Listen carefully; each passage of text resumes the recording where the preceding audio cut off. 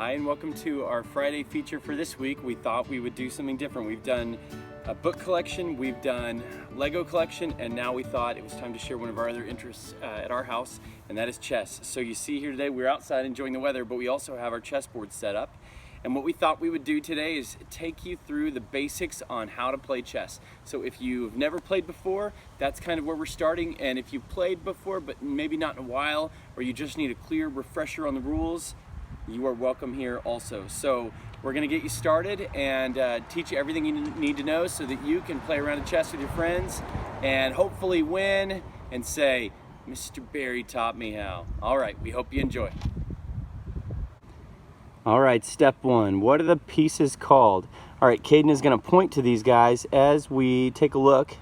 We'll get a little bit closer here. All right, first piece is called the pawn. Where's the pawn? The second one is called the knight. Sometimes people call it the horse. Turn it to the side so we can see a little bit better, because it's a horse. All right, next is called the bishop. And the bishop always has that little curve on the top like that. You can set that down, Caden. You don't have to hold them up quite so high. The next one is called the rook. And sometimes people call that what? The castle. The castle. The next one is the queen. And then after that is the king. And he's always going to have a little cross on top of him. So you can tell the difference between the queen and the king. And you can see the wind is blowing too. All right, we're going to go through it. We're just going to point this time. Pawn, knight, bishop, rook, queen, king. And which one is sometimes called a castle? The rook. And which one is sometimes called the horse? The knight. All right, those are our pieces. All right, next step is how do these pieces move? And we're gonna start with our pawn. So the white pawn is what you're focused on. The pawn is gonna start on a line, and we'll show you where everything goes in a little while, but that is where the pawns start. They start in that whole row that's right there. But the pawn on its first move can make two choices. It can go up one, or it can go up two, okay? All right, so show them that again, up one or up two. After the first move of a pawn, no matter what has happened, it can only do the one after that. It can never do the two again. You only get that choice the first time. The way the pawn attacks is by moving diagonally forward. And I know it's kind of backwards, but we're doing this from where Caden's sitting. That's how the pawn attacks. So if there is an enemy right there, and there's an enemy, then that pawn can get the enemy. So show him, and it takes over that spot, and he's gone. Now, if that guy's in front of him, so put him in front of him, the pawn can't do anything. If he's right next to him, the pawn can't do anything. The pawn has to be at that diagonal spot where he moves forward and across to capture him, okay? That's how it works. I guess the other thing we'll tell you about pawns now is they can't move backwards, and they're the only piece that can't move backwards. And second of all, they're one of the only ones that has, you might be thinking already, these pieces have too many rules. It can move one and then two, and then it attacks at a diagonal. That only happens on a couple of pieces where there's extra rules. And the pawn is one of them. Okay, we'll go to the next one. All right, the next piece we want to show you is the bishop. So this is the white one again, and it's always going to have that little crack in the top. The bishop moves diagonal, and you'll start with one on the light colored square and one on the dark colored square. So we've got this one on the light colored square, and he can go as far as he wants until he runs into his enemy. Show him how he attacks. And then he takes over that spot. So there's no hopping over, there's none of that. He just takes over the spot they were at. Now, the bishop can also move backwards. He can go on the other diagonal track. So he can move as many as he wants in one direction per turn. So he can't take all these turns or anything. It's one direction per turn. So make him go the other direction. See, but he ran into the edge. That's as far as he can go. Now, the thing about most of the pieces is they cannot jump over their own pieces. So if we have a pawn in his way, he's stuck. He can't keep going that way, right? He can't do any of that. So that's the bishop. They move diagonally. All right, show how he attacks one more time. There he goes. That's yours. All right, next is the rook, and the rook can go forwards and backwards. Show him. He can go side to side. Now again, it's not, he can't do that in one move. You can choose one direction and go as far as you want until you run into something. So the way he captures is as simple as the bishop. He goes until he takes over the spot. And we're sliding our board around, but that's how he does it. He's got him, okay? You don't hop over him, you don't do any of that stuff. You just take over where he was, and then he's yours. But the same rule applies. If you've got one of your pieces in your way, then you can't go there. You can't move, okay? You can move up until you run into somebody from your team, but you can't go past them. So that is the rook, also called sometimes the castle, okay? All right, next is the queen, and she's the one that does not have the cross on top. And the queen is your strongest attacker, your strongest offensive player. And the way I like to describe this is she's like the bishop and the rook combined. So she can do the diagonal move, same thing, go until she captures, or if there's a player in the way from your team, then she's stuck. And she can do the rook move also, go forwards and backwards, or side to side. Again, that's not more than once per move, it's just what her choices are. But again, if one of your teammates, anything, we've been using the pawn as the example, but if anything is in the way, she can't go there.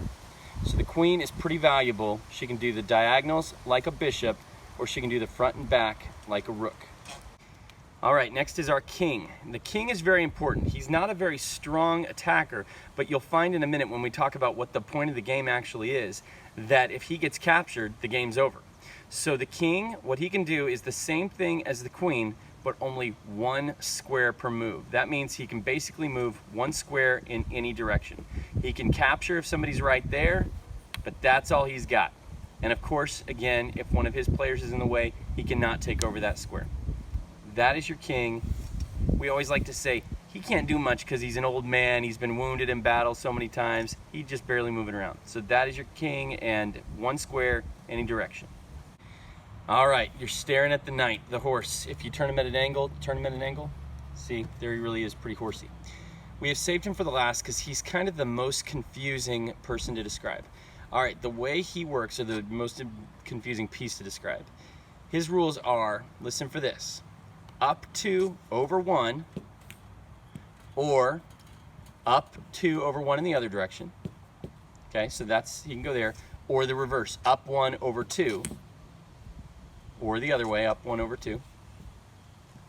And then it's backwards is true for him as well. So go back to where you were. Back 2 over 1, or the other way, or back 1 over 2. All right, so that's the knight. And I saved him because I didn't want to make you think, I don't ever want to play chess, because if you talk about the pawn and then the knight right after that, then you're like, this is ridiculous. So what you'll notice is if he's on a light colored square, and some boards have white and black, some have white and brown, this one has white and green, but if you're on a light colored square, he's always going to end on a dark colored square after his move. See how all those choices are dark? If he's starting out on a dark colored square, put him on a dark, his up 2 over 1 and his up 1 over 2, they're all going to move to light colored squares. So that's how you make sure that you're doing it right. Okay, the good thing about a knight is he's the only one who can jump over pieces on his team. So put that guy in front, doesn't matter. He's jumping. So he goes up 1 over 2, up 2 over 1. That guy can be there. You can't land on a square that one of your players is on, but you can go over them. So put the pawn in one of his spots, Caden. Right there. So you can't go there because the pawn is occupying that. But anyway, as long as he's not where you want to go, you can jump over him. Okay. All right, so you're probably thinking, when are we going to play? We're almost there. It's time to set up the board. We know what our pieces are called now. We know how they move, and now it's time to set up. All right, so your pawns are the brave ones. They go across the second row right there.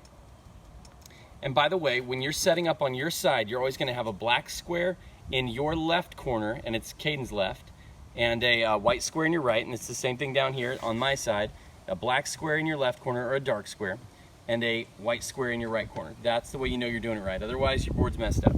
Okay, the pawns are brave. They're guarding and they've got that second row covered. All right, first thing we're going to do is we're going to talk about the king and the queen. They're going to go right in the middle because they're like guarded inside the castle, right? And the silly question I like to ask people is, who's more organized and who dresses better, boys or girls?